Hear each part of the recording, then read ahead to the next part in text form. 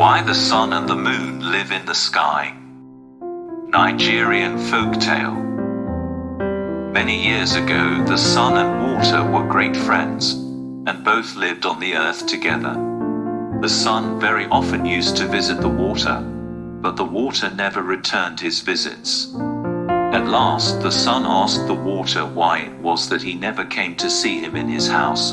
The water replied that the sun's house was not big enough, and that if he came with his people, he would drive the sun out. He then said, "If you wish me to visit you, you must build a very large compound.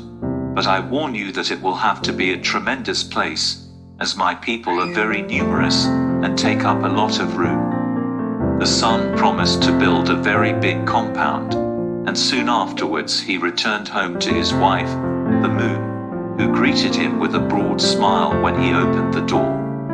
The sun told the moon what he had promised the water, and the next day commenced building a huge compound in which to entertain his friend.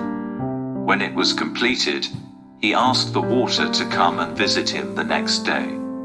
When the water arrived, he called out to the sun, and asked him whether it would be safe for him to enter, and the sun answered, "Yes, come in, my friend."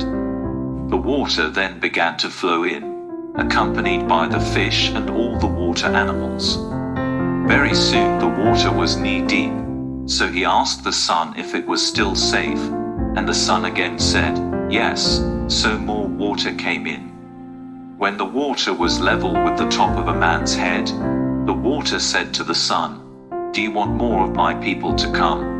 And the sun and moon both answered, "Yes," not knowing any better, so the water flowed on, until the sun and moon had to perch themselves on the top of the roof.